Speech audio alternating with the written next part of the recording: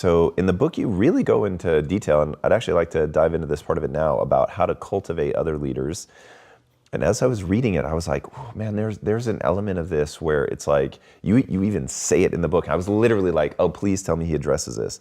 Where, okay, you have the leadership table, you're giving people the chance to be a leader, but some people don't get invited to the leadership table. Yeah. And so how do you deal with that? Like, how do you keep the organization functional? How do you say the hard things? You know, if somebody has a blind spot, at a minimum, if they're not effective, you can't have them at the leadership table. Can't. So, like, how do you manage that? Well, first of all, I think it's fair to say that everybody should have an invitation to the leadership table, because it's at the table where you learn about each other. So tell everybody what the leadership table is. Well, the leadership table, it's a phrase I use to let everybody sit down, and just like you come to a table to have a meal, or you go to a table to play a game, here you come to the table to sit with other leaders. And at that table, the discussion's going to be leadership. And they're going to be talking about decisions they're having to make. They're going to be asking questions about things that they need to do as a leader. And so you're in this leadership environment where, and you're going to participate, and you're going to be able to ask questions, and you're probably going to be given a project. You know, okay, now that the table's done today, let's go out and do this. But what happens is at that leadership table, everybody ought to be able to come there, but that doesn't mean everybody's going to stay there. Because there are some people who come to the table and they just aren't to the capacity yet where they need to be. And so that's where you get into what I call the tough conversations. And what I say to people all the time is that I care enough for you to be honest with you. In our John Maxwell company, we do a lot of corporate training with the 5 levels of leadership. And in the 5 levels of leadership, level number 2 is relationships, the connecting factor, but level number 3 is production. And anybody that's got in it knows that it's one thing to be a friend and it's good to be together. It's even good to work together, but you do have to produce. We got to have some results down the road. And so that's a big gap for many people to go from a relationship level to a leadership level where now we've got to get you to become effective and fruitful. And I think that if I truly value you as a person, I'm going to share with you how you can improve. And it's one thing to say, I don't like what you're doing, but it's more important to say, there's some things you're going to have to do to improve there. And I think you ought to always give people a path to improvement. And then it's their decision. You know, the 2 questions you ask all the time: can he or can she and will he or will she? You know, can the person is all about competence and ability. Will is probably more about attitude. But what we've discovered is that it's very important to keep an authenticity and an honesty. And I think it's also very important for the leader to share their difficulties. And I was with Johnson & Johnson one time, speaking to about 100 presidents of companies. It was kind of like an appreciation day by Johnson & Johnson. So they brought in all the companies they work with. And so it was what they call President's Day. And I was telling the presidents, I said, now, you need to go home or go back to your offices and share with the people your weaknesses. And that room just bowed right up. It was so much fun. I mean, they were just resistant. I mean, they were stiff-arming me big time. So I called a little break and said, I'll sign some books. And so I had a CEO standing beside me while I'm signing books, and he's not happy. You know, it's a rain cloud for sure. And so finally they all left. And he said, I really disagree with you about telling people about your weaknesses. He said, you and then he gave me this kind of old-time leadership talk about, never let him see you flinch, Right. I mean, so I'm letting him kind of go through his process. It was, I could be his therapist for a day. So when he finished, I said, I think you're operating your leadership under a misunderstanding. He said, what misunderstanding would that be? I said, you think your people don't know your weaknesses. Word. They already know about it. In fact, they're talking about it. But I said, the reason I want you to go back and share your weaknesses with your people is so that they know that you know. It'll make them just feel a lot better. Oh, thank God he knows. He knows. But I think that even in having the difficult conversations with people, I think that when you're open with your own areas of that you're working on, I think that's very important. And in fact, one of the things that we teach in our companies is have upfront expectations. And I learned a long time ago, again, all the things I'm teaching now, it's because I did them wrong in the beginning. It's not like I have this wisdom. It's like if you do it wrong, you either keep doing it wrong and never build anything, or else you change. And when I started off, I was very relational, so I wouldn't have tough conversations with people. I thought, I'll friendship them through the process. Yes. And then I realized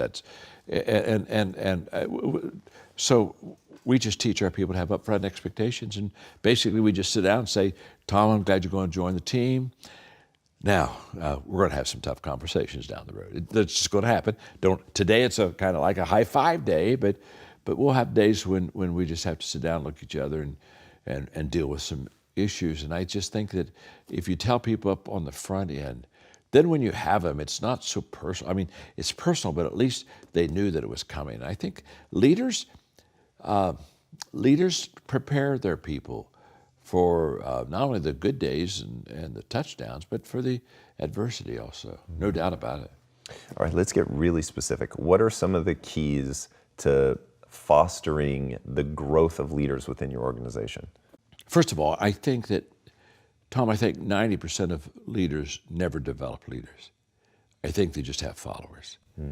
And one of the reasons is a lot of leaders don't really want other leaders. Leaders are hard to lead. I mean, it's like herding cats. I mean, they just don't naturally fall in line. So I think that, first of all, most people don't really develop leaders. But in developing leaders, there are three things that are just absolutely essential. In the book, The Leader's Greatest Return, I wrote The Leader's Greatest Return because I truly believe that the greatest return a leader ever gets is developing other leaders, because that's when you really begin to compound. And I think there are three essentials always in developing leaders. First of all is your own example. People do what people see. So if I'm going to develop leaders, I have to be a good leader. Maybe the greatest leadership words ever said was follow me. Just follow me. Watch me. Because what Stanford research says that 89% of what we know visually. And so I think, first of all, in developing leaders, you have to model it. The second thing I think in developing leaders is you have to be intentional. I think that you have to commit yourself to finding them, which I talk about in the book, letting them come to the leadership table, discerning what kind of capacity they have. And then I think you have to intentionally have a program of development for them. I think you have to have a process. I think of all the money we spend in companies in marketing and in advertising. And I was speaking one time, this was several years ago, for AT&T. And when I was introduced to their maybe top 300 leaders, I was going to spend an afternoon with them. The guy said something very interesting. He said to them, you're our most appreciable asset. And of course, that's a wonderful statement there. Everybody loves that. And I came up behind him and I said, it's true and it's not true.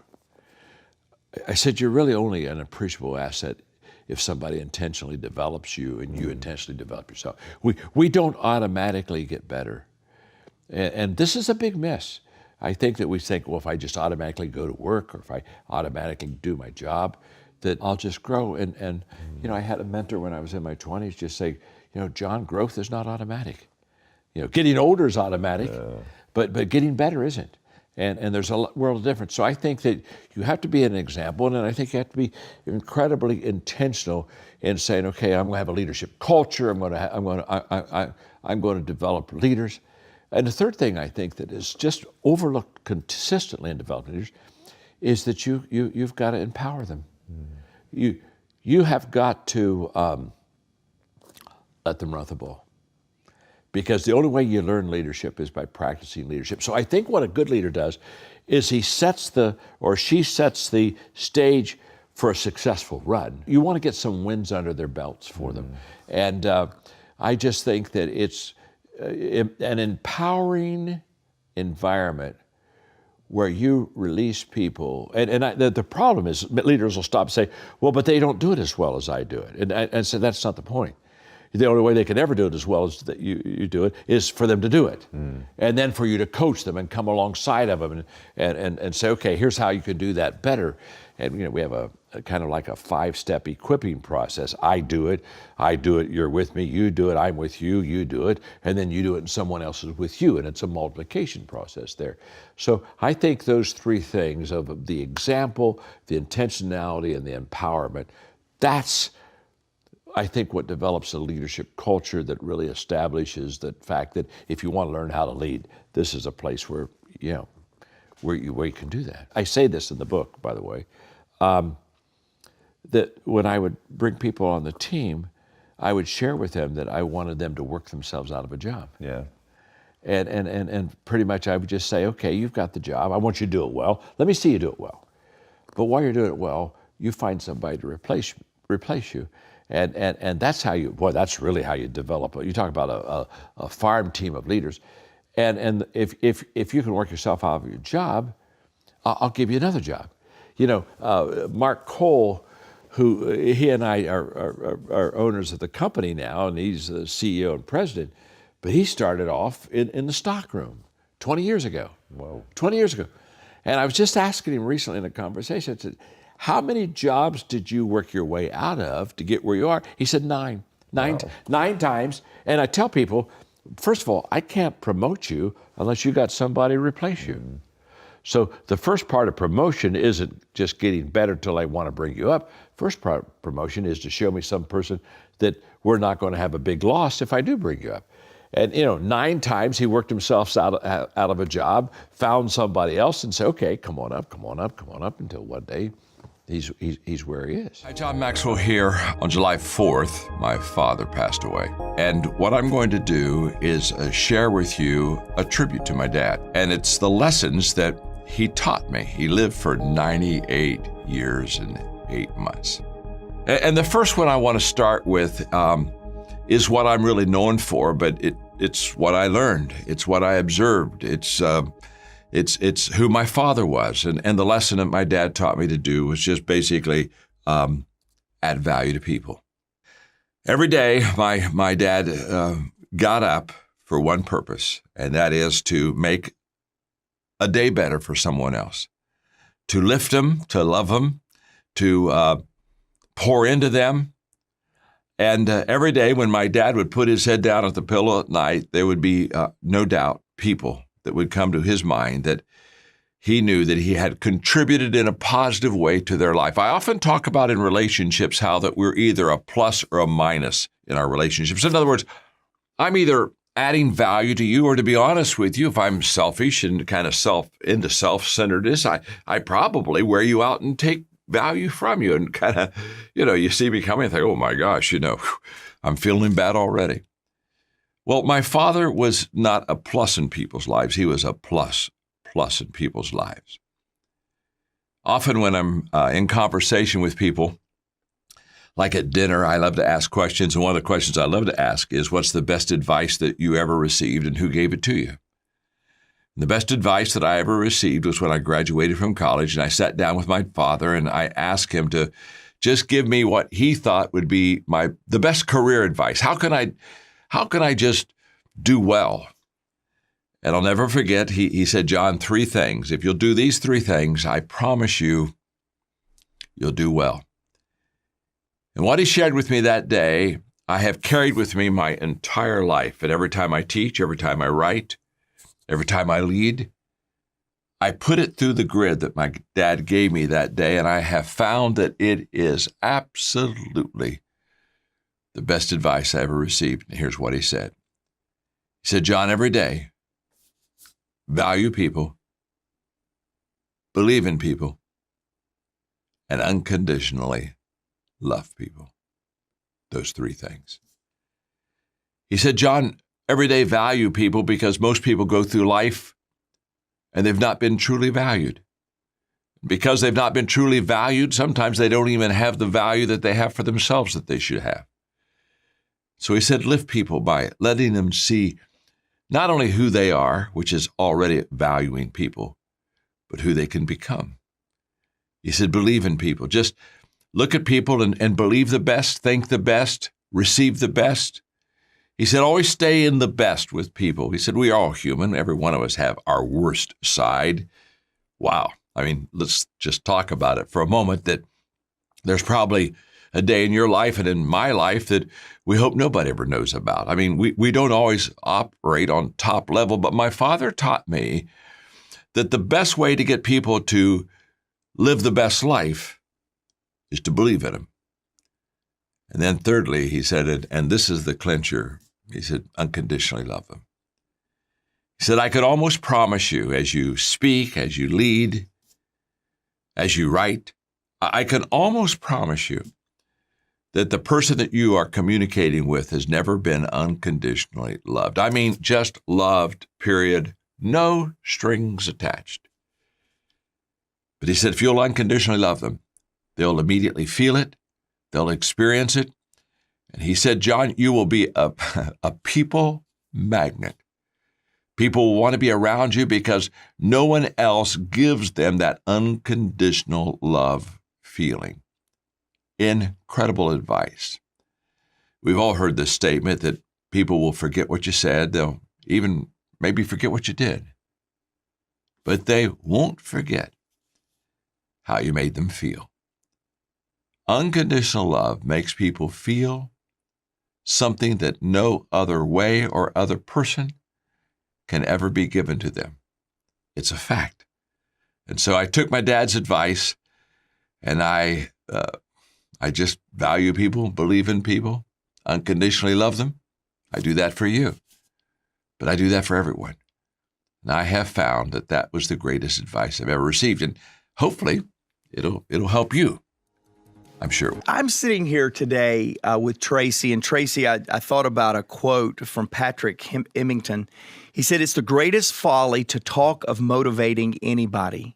The real key is to help others unlock and direct their deepest motivators. And as I'm listening to John today, I thought, how true is it that if you'll just listen to this as that student we talk about, man, there's really some good stuff here on how to motivate yourself and then motivate those around us. And I agree. And what I think is so cute, let's bookend it. I'll start at the end and come back to the beginning.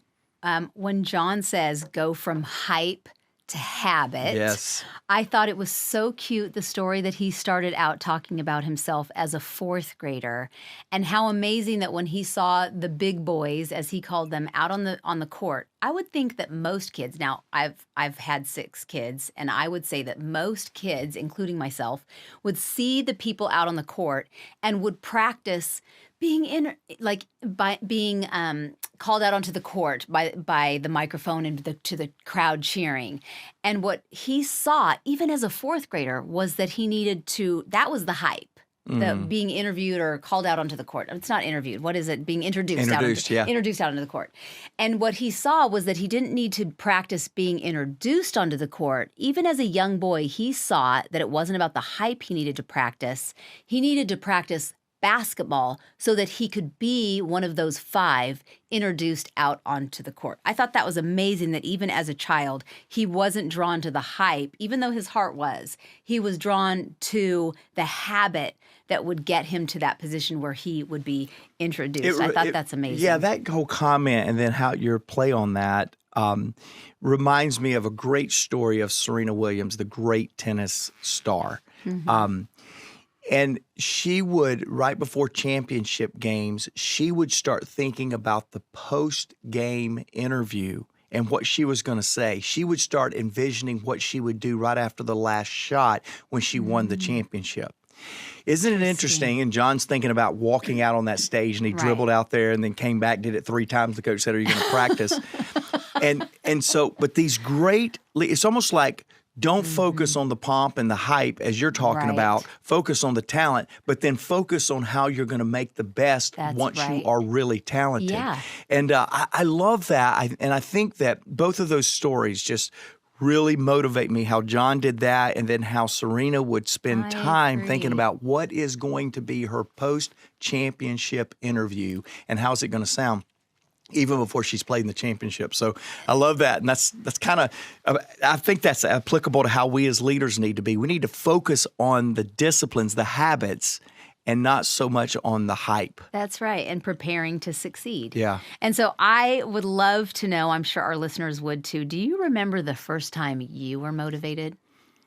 Yeah, I was real motivated, and it goes to John's first point: the leader who motivates is self-motivated. I can remember, Tracy, 4 and 5 years old, leading. I'm all of 2022. I've been telling a story in all of our big events about how I wanted to drive a ship as a 5-year-old, and I would pretend my entire carport was this ship and all these people, and we were taking a cargo that was precious to faraway places, to people who did not experience the magnitude of the precious cargo that I have. Don't ask me what the cargo was. I can't remember. I just know it was very precious. It was very needed, and it was going to impact people when Maybe I got it it was there. little Hot Wheels or something back.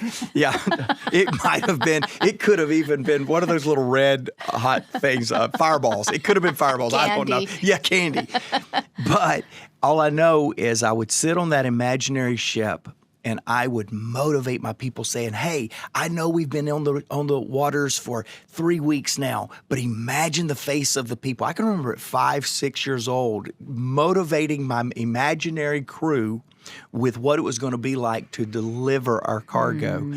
So I can remember feeling motivated at a very, very young age. I can remember motivating people, even imaginary people. I probably motivated imaginary people a little bit better than real people.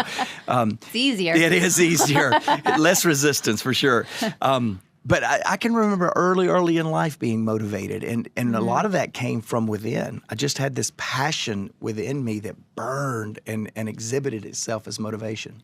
And I can remember after about 2 years of driving this big cargo ship, which was our carport. This is imaginary or this was is all real? imaginary. Oh, okay. Driving our carport, which was my cargo ship. And one day I'm standing on the railing looking out over a 20-foot drop, and all of a sudden a plane landing at Atlanta airport flew over, and I went, why would I drive a cargo ship when I could drive an airplane, an airship, and get there much faster and take a lot more people? So it quit being such a precious cargo to now getting people farther than they'd ever been faster.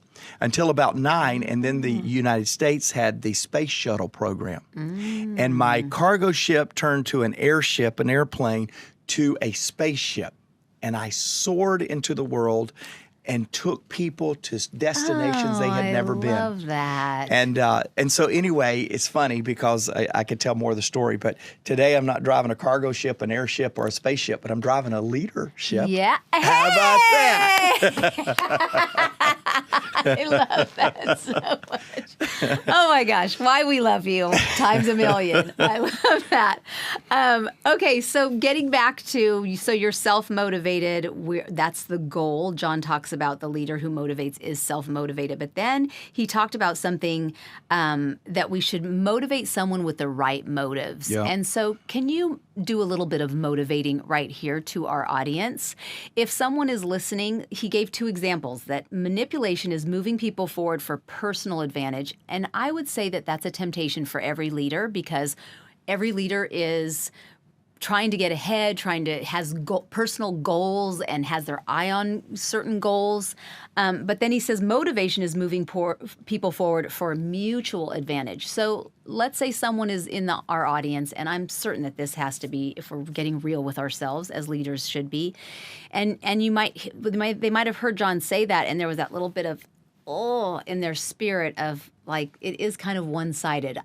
Maybe I am guilty of manipulating my people, not with bad intentions even maybe, but can you talk a little bit to our audience if they have found themselves that it's one-sided maybe, and how do they move that needle from it being just about personal advantage, of how do you become a leader who makes it a win-win situation? Yeah, I think all of us that are leading things bigger than us, things that are more significant than us, we have manipulated people. So I want to start there because it sounds so bad. But I want to tell you this: if you're asking the question, how can I not manipulate people? How can I make sure that I'm motivating people? You don't have a manipulation problem. You have a passion problem, and you don't have people around you that can speak into your blind spots. Because all of us that are leading, will at times get so focused on our agenda, on our mission, on the thing that is so important to us that without even knowing it, without being intentional about it, we will begin to manipulate people to get to the accomplishment of our vision and mission. So start there. There's a chance. Those of you that are leading big things, leading teams, there's a chance that you might be manipulating right now. I'm not challenged with the fact that people manipulate. I'm challenged with the people that manipulate ongoing, consistent, and don't have checks and balances in their life. So I don't want to manipulate people. I hope I never do, but I do. Because the agenda sometimes becomes so important that I got to get there that I don't slow down and motivate. Now let me explain motivation. When John says motivation is moving people for mutual advantage, the only way I can know what mutual advantage is with questions. Right. Now, John goes right after that, motivational questions in his lesson, but stop right here. Manipulation, we all have a strong temptation to manipulate people at certain times when we got to get to the goal. We've got to get to the summit. But the way that you motivate people is you have to ask questions. You have to sit down and ask, what is motivating to you? Right. And let me tell you how you know you are being tempted to motivate or to manipulate rather than motivate. When you're doing a lot more talking rather than asking questions. How does that make you feel, Tracy, that we're going to go chase this agenda, that we're going to go get 100,000 people in the growth app? How does that make you feel? Oh, it feels good. It feels good. Sometimes I got to slow down and say, why does it make you feel good, Tracy? Well, I know that answer for you, I think. Let me try it for a moment. You are so passionate about women that are great moms and great leaders and have a passion for the world to embrace both expressions. You're passionate about it. And you want people that are passionate about family and people that have enough significance to be passionate about the family that they are significant in other areas too. So when I feel like I am over motivating you for my agenda, I slow down and say, Tracy, you do remember that on the personal growth app, you're going to be able to talk to more people about making relationships important in their life. And all of a sudden, I watch those lights turn back on in your eyes. Right. I watch you lean forward again and say, this is what I want my life to be about. Too many leaders that are casting too much vision, they cross the line between motivating people to mutual passions, mutual accomplishments, to manipulating people to their passion and their accomplishments. And so for me, as a leader that is very passionate, we just talked about that with my 5-year-old self, I've got to slow down and ask questions to make sure that people are getting motivated at their passion and desire level, not my passion and desire level. It really is coming back to the relationship. It is. Which I love to always connect back to. It's knowing your people. It's you know that about me. You're able to say those things because you know that about me, and you also can know that I can lose motivation as somebody who you are leading into a new place because I can get distracted by other things in life, and it's connecting back of where we're going to the heart of what really matters to me and what matters to the people. And I know somebody needs to hear that because you can start to feel, and maybe you feel this way sometimes, that the people that you're leading and trying to motivate get distracted easily. And so it's a matter of connecting back because life is busy, life has hardships, life can distract our people, and when we're trying to motivate them, we need to make sure that we are connecting to the things that, through those questions that really matter to them.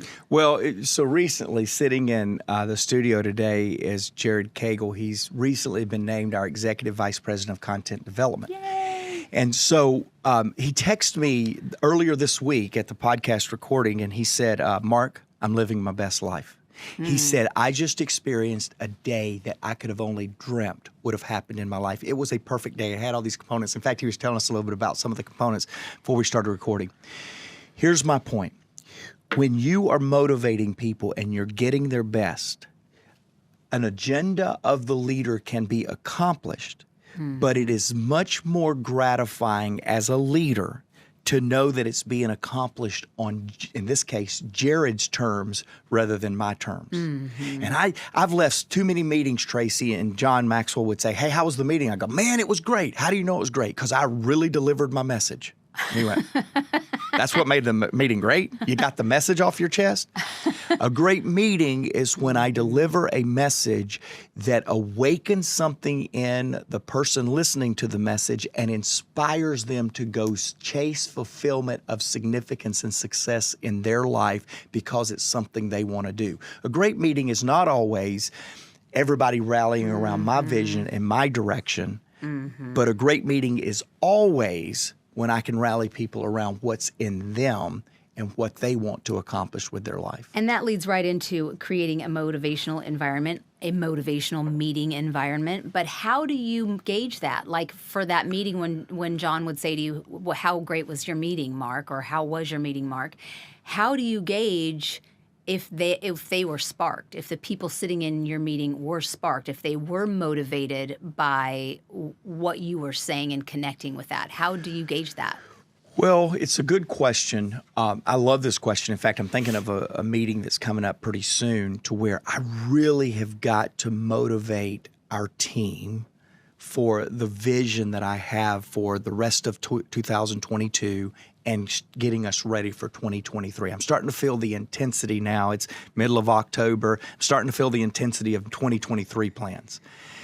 And I've really got to motivate our team. What I've asked them to do, I just shot a video this morning before I came into this to record with you.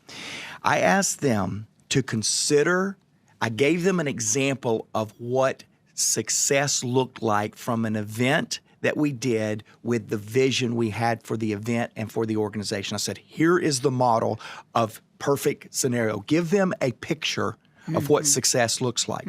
Then I asked them and I said, I want you to come ready to this next meeting with clarity on how you can learn from this picture perfect example that I've just given you and apply that to some areas that you are already connected with the vision or areas in your organization that you're part of the organization that you need to connect to the vision. Find what's going well or find something that we really need to work on. I think oftentimes we ask people, why aren't you motivated? But we don't give them a picture of what motivation or inspiration looks like. I think you've got to give a good model, a good example, and then ask them the question, what will motivate and inspire you to get to that good example in your world? And I'm trying that now, Tracy. Maybe we'll come back in a podcast next month or in a couple of weeks, and I'll tell you how it's going. But that's what I'm trying to do currently is create this motivational environment by saying, hey, this is what's working perfect to the vision with great culture and great momentum. This is what I would like for your part of the organization. How can you get there? What would it look like in your mind to get there? Okay, and then he goes to 3 points where he asks questions of himself. Why should I start with myself? And so let's just jump right into those. The first one, he talks about the difference between a travel agent versus a tour guide. And so I would love for you to be a tour guide for us a little bit today. He says, when we start with ourselves, it gives us experience and confidence and integrity and influence. So based on your history and your life and you starting and working on yourself, where did you start in those areas in the ways of experience and confidence, integrity and influence in developing those? And what did you learn along the way that you can share with somebody who is just taking those first few steps? Well, again, I really will tell you that I have found in life that making the decision inside yourself before you start a business, before you start a new job, before you stand on stage and give a public address, a public speech for the first time. Right. Before you do before you run a marathon, before you do anything, you've got to settle it in your mind. Is it going to be or is it not? Are there a set of circumstances that will stop you from the journey that you're setting out to accomplish? And it's called counting the cost, right? I have spent much of my life before I start something counting the cost. My daughter right now is, she's really working hard to get some qualifications for a particular school she wants to get into. She's a junior in high school, and she is so eaten up with the sense of I've got to do it, that she's missing a very important part of her life. And so I looked at her and I said, Macy, what's the worst thing that could happen? And she said, I won't get into this particular school. And I went, that's the worst thing? And she said, yeah. I said, you're going to be perfect. It doesn't matter. And she said, but it does matter to me. I said, good, keep it that way, but don't let yourself not count the cost of what could happen. Because if you do all the work that you're doing right now and you miss it by a point or you miss it by a person, are you going to feel like everything you've done up to this point was a waste? And she said, yes. I said, then we got to recalculate. Because everything you're doing right now is not a waste. And if you do not get in, you still will be a better student, a better person because of all the work that you're putting in. It's the same thing here, Tracy, for me. When John was talking today, I felt like the times where I started a business initiative, not just started growing myself. We've talked a lot about growth. We started out our Mine in Your Comments about growth.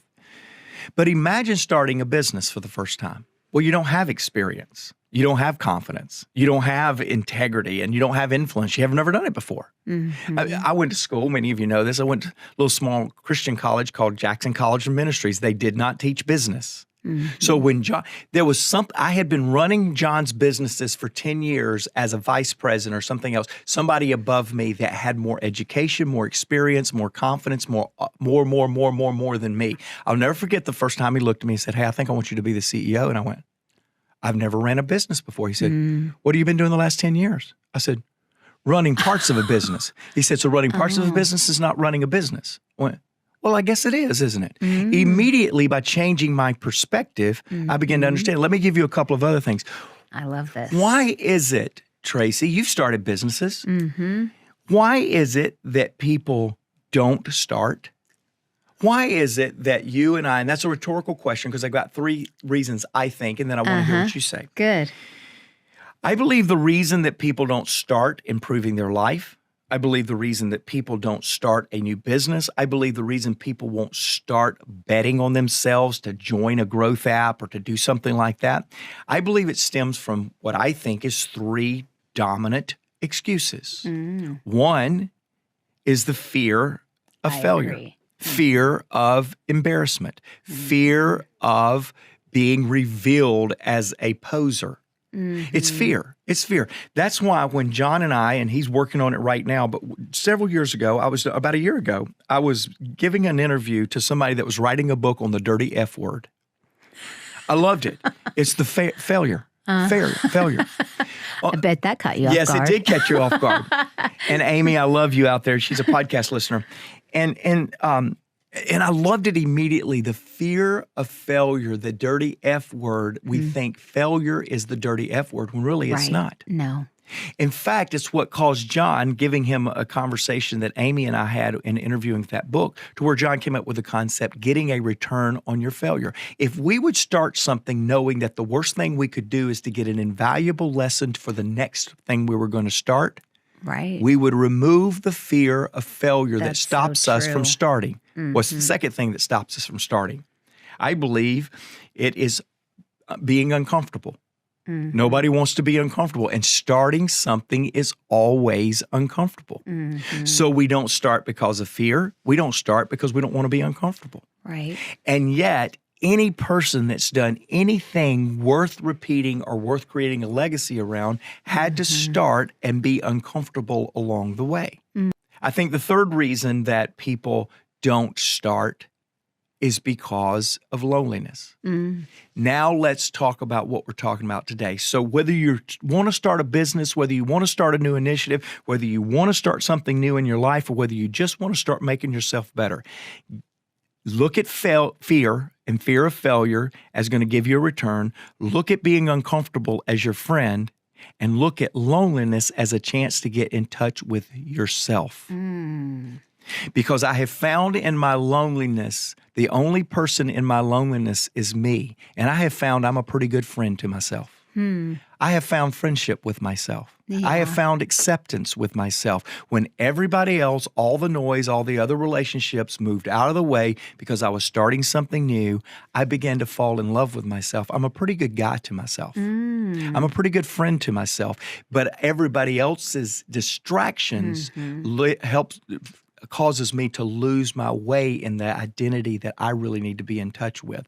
And so those things I believe we need to eliminate and lean into so that we can start more effectively. If you are driving or you're working out and you didn't have a chance to take notes, I hope that you will print out these, and that's not in the notes, but I hope you will take notes and onto the notes that we've given to you, because those right there are powerful. And before I move to the next one, I also want to highlight what you said, what your advice was to Macy, your daughter, highlighting number one, the fear of failure, looking like a poser, what other people are going to think of you. I like what you did there because you had her look at what her worst case scenario was. And I think a lot of people, I don't know if you want to dive into that a little bit more or just expand on it just a little bit, but I think some people would be nervous to hear you say that, hey, what if you don't make it, Macy? And then what? Then what are you going to do? And then do you have a plan B? Do you have a second tier? Do you have some people set up this high ideal of what they're shooting for, and if they miss it, there's no second plan, then everything is lost. And so what was your advice to Macy? What is your advice to our podcast listeners is there a second tier of, if I, that old saying, if I shoot for the moon, at least I land among the stars. What is that if I miss the moon, if I miss my ideal, if Macy misses her school? What is your advice to her for when, if she were to miss it, her worst case scenario? Well, so again, let me say this. I'm a law of navigation guy. I've said that before this podcast. John says of all the leaders he's had work alongside him that I exercise the law of navigation. A leader must chart the course. I exercise that better than anyone that's ever worked alongside him. So I'm a chart the course kind of guy, right? That's my bent. Right. Therefore, it does not intimidate me or disappoint me to consider the cost and the difficulties and the setbacks along the way. In fact, it energizes me so that when I hit them, I'm already thinking of a workaround because I've already calculated. I told Macy, I said, Macy, if you were to set a goal of 60, you wanted to get $60 at the end of a day after a long, hard day of work, and you got 65, would you be excited? She said, yes. I said, what if the next day you set a goal for 100 and you got $85? Would you be excited? She went, no. And I, wait. You got 65 one day, you got 85 the next day, and the next day with more, you would not be excited because the goal is more important or the progress is more important. She said, well, it's the progress. I said, well, you didn't just answer it that way. Yeah. You answered as if the goal is the most important thing rather than progress. That is so good. And I said, now, Macy, if you spend 2 years trying to get into, it's Emory University, by the way. If anybody's out there at Emory and listens to the podcast, help me get Macy. Look for Macy Cole. Macy Cole is her name. This plug has been brought to you. I'm just kidding. She really wants to get into an establishment because of where she wants to go. Sorry for putting that out there. But she, and I said, if you do all this work that's required, because this is a highly respectable institution, and you do all this work and you don't make it, is that worse than not doing the work at all and getting into some secondary school? And she went, no. I said, so then therefore, the goal that is pressing you to work harder, because a lesser goal would make you work less, is still an admirable goal.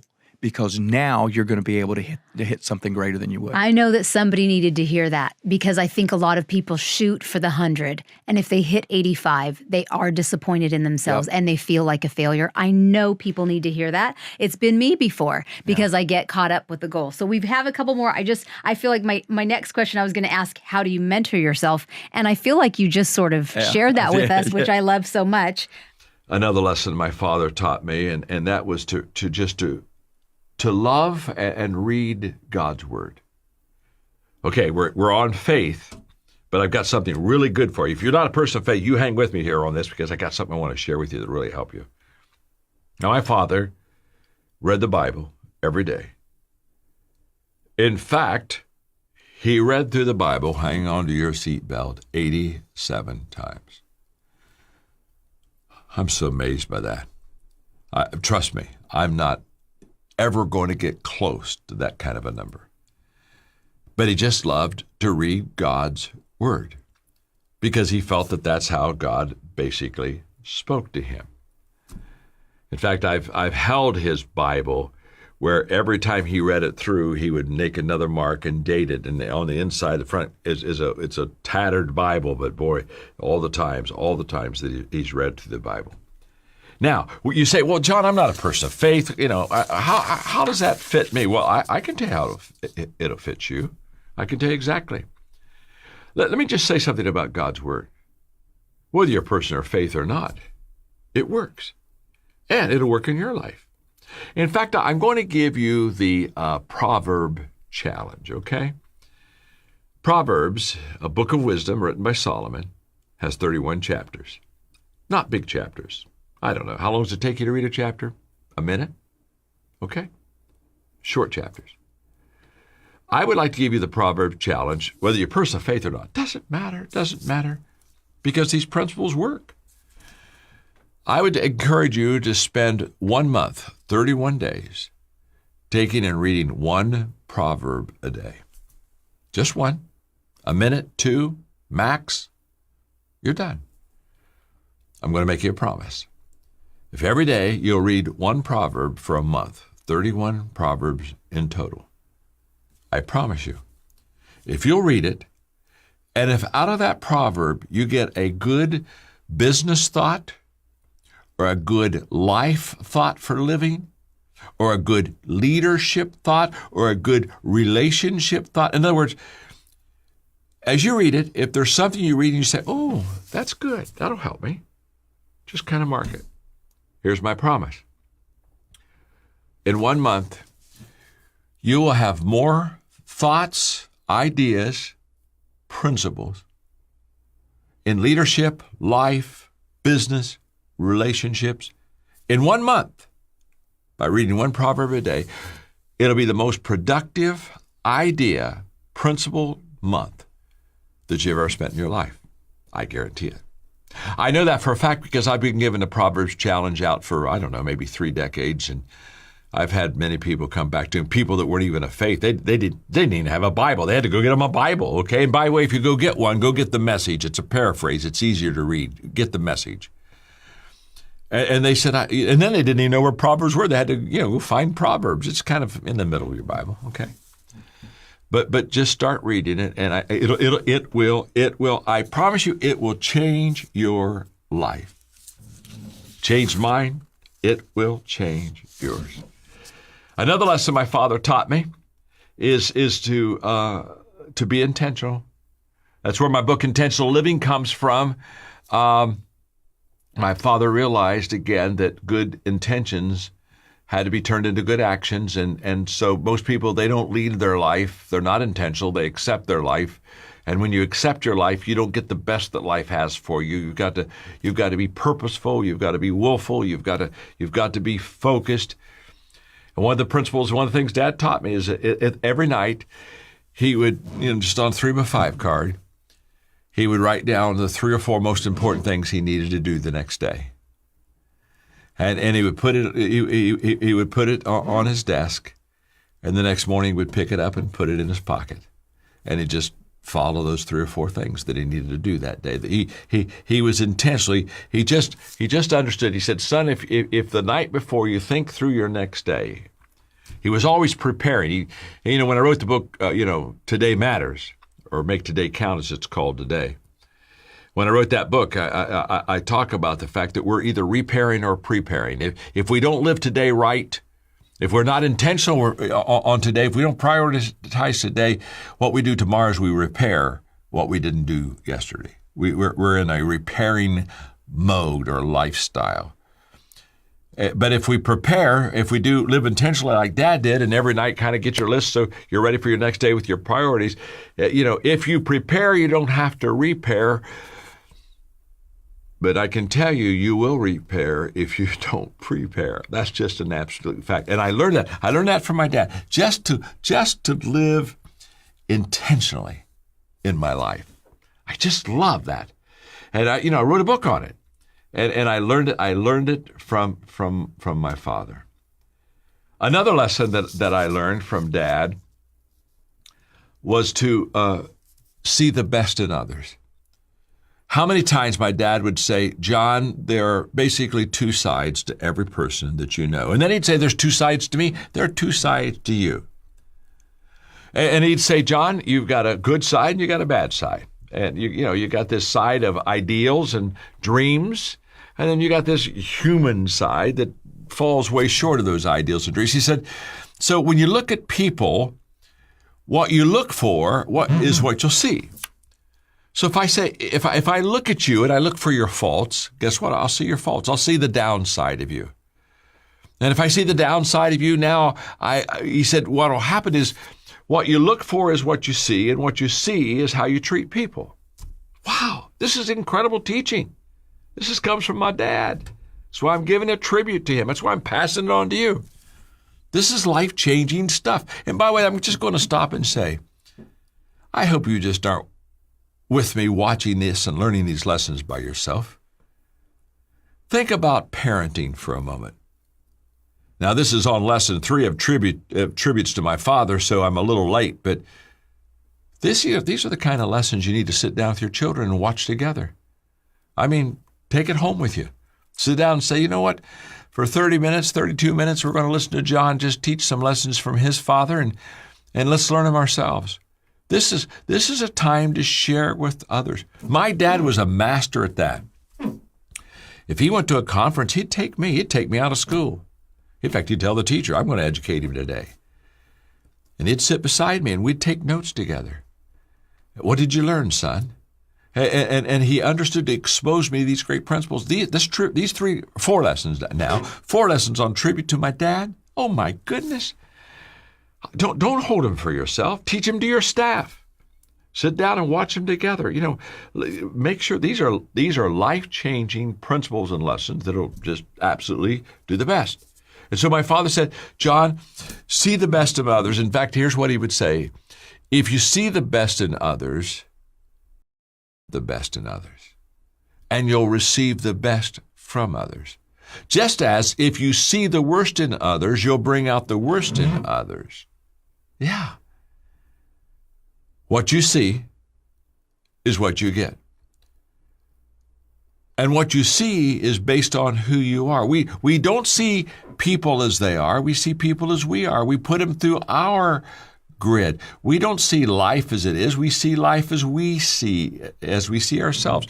The first person to kind of fix is me. If I can get me right, I'll see you right. If I can't get me right, to be honest with you, I'll probably see you wrong. If I can't get me right, I'll see life wrong. So my father just said, John, remember the 3 things that he gave me? I gave in one of my tribute lessons, believe in people, value people, unconditionally love people. That's all in seeing the best in people, because when you see the best in others, you immediately begin, this is huge. You begin to immediately bring out the very best in others. And I just love that. I just think that is so helpful. Let me give you another one. We're doing so well today. I'm moving through these pretty good, and I'm feeling good because I won't get it done today, but I'll get the lessons done in 4 tributes to my dad. That's for sure. My father was so good on teaching me to maximize my gifts. I taught you in another tribute lesson that he taught me to steward my gifts, which was to manage them. Managing your gifts by doing the things that you do well consistently and not working on your weaknesses. I noticed in the title you said when a leader believes, sees, and develops the potential in others. Why did you start with the word believe? Yeah, great question. Because of these conversations I'm having, I realize you are not going to be a people developer. You're not going to push people to a higher capacity, to a larger potential.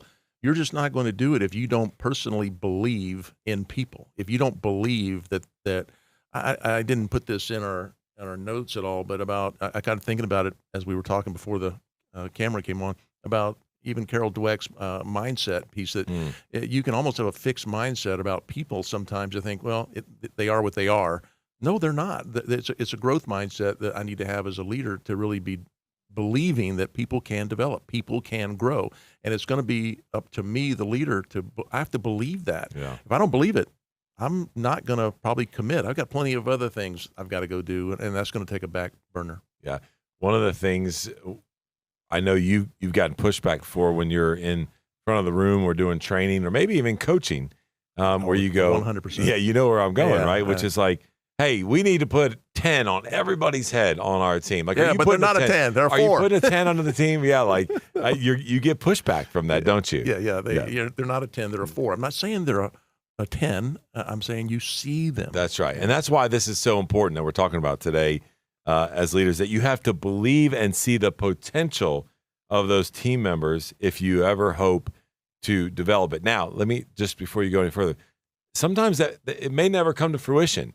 You may have the hope and you may see this, but over time and giving them resources and trying to develop them and giving them opportunities and chances, it may not get there, and that's okay. But you have to start at the place of you have to believe and see the potential in others. Well, people will rise or fall to your level of That's right. expectation. That's And right. I always ask people in coaching, even in front of the classroom, can you tell when someone believes in you, that they think positively about you, when they're interacting with you, when they're talking with you, when they're around you? Can you just tell if somebody thinks highly of you or doesn't think highly of you?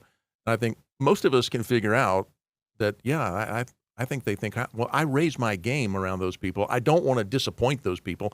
I actually try to live up to that expectation. And I think so many of us as leaders, we set that. I was just listening to Ed Milet, and I got thinking about how people see themselves, their identity. Yeah. And this acts as a thermostat on them. And, you know, a thermostat can heat up the room or cool down the room based on outside circumstances and what you've set it to.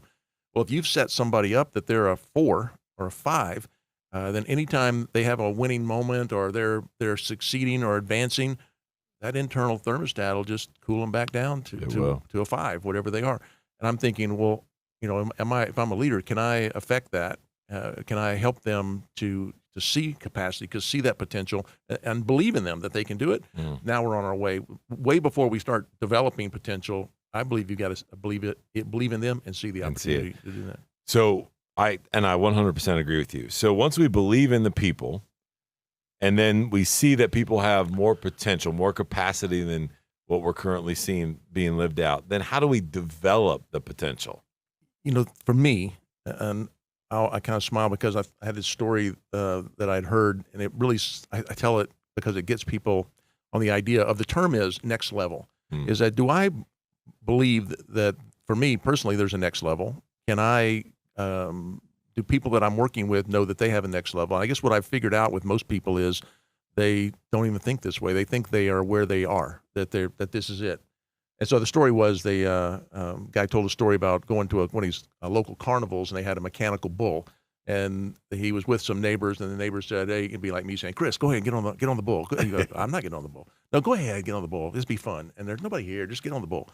And the guy kept rejecting, but then the operator of the bull said, "Hey, let me tell you, it's going to move it up, but don't hold on too tight. Hold on loosely with a loose grip under the rope, and then just go. If you hold on too tight, when it moves, it'll throw you. But if you hold on right." The guy said, "All right, I'll do it." And he got on, and then the bull rose up, and it started flicking this way and flicking that way. And the guy, as he's telling it, said he got a little confident, and he started putting his other hand above his head and holding with one hand, and it went the 8 seconds, and the buzzer went off. Whoop, and he swings his leg off like he's John Wayne, and comes walking back over, and he looks over at the operator and says, "Well, great tip, that was great, thank you very much." And the operator looked at him and said, "That was level 1.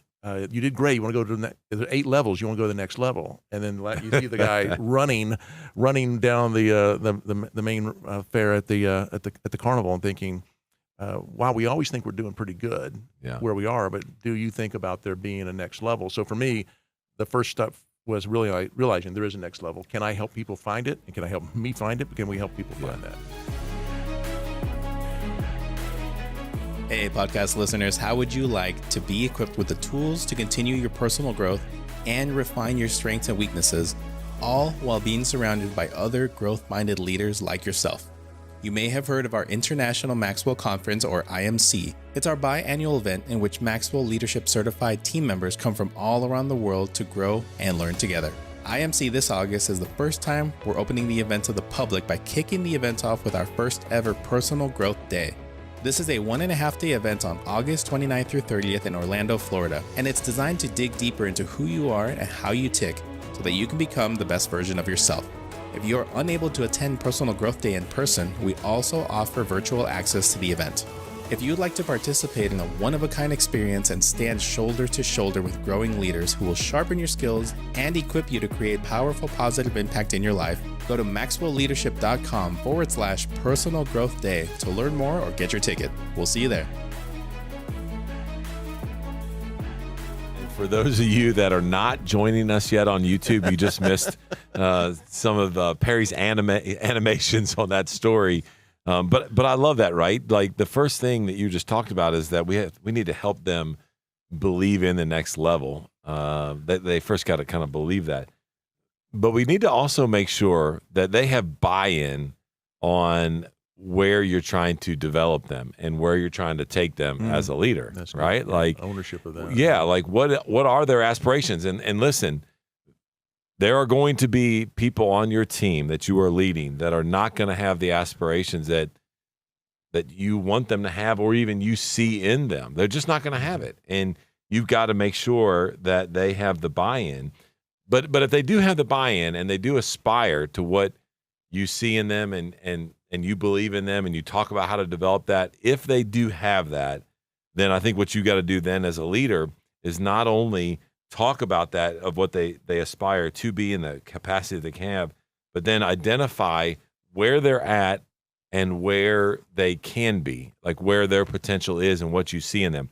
Once you have that conversation, then what we call, is that disappointment gap there in the middle, which is, hey, expectations and reality are X and Y. Now, what's the gap? And so you are, as the leader, have to define what that gap looks like. And then you've got to help them with resources and tools by developing them as what we call kind of to bridge that gap and to close the gap so that they can begin to see some wins, right? A great story.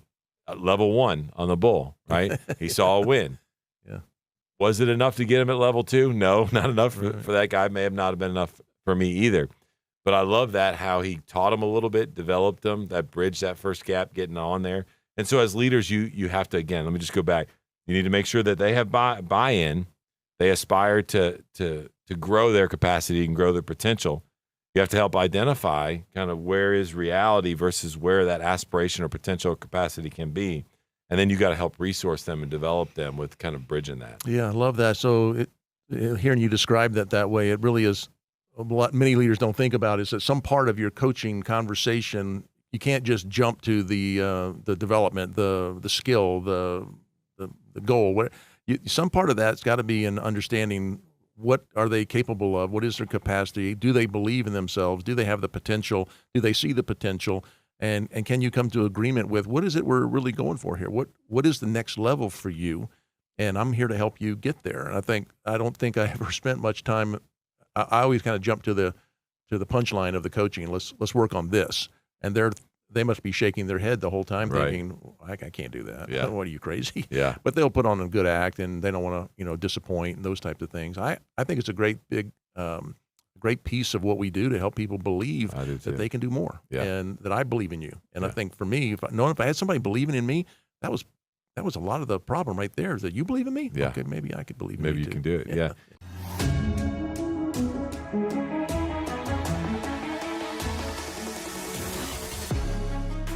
Welcome to the Maxwell Leadership Executive Podcast, where our goal is to help you increase your reputation as a leader, increase your ability to influence others, and increase your ability to fully engage your team to deliver remarkable results.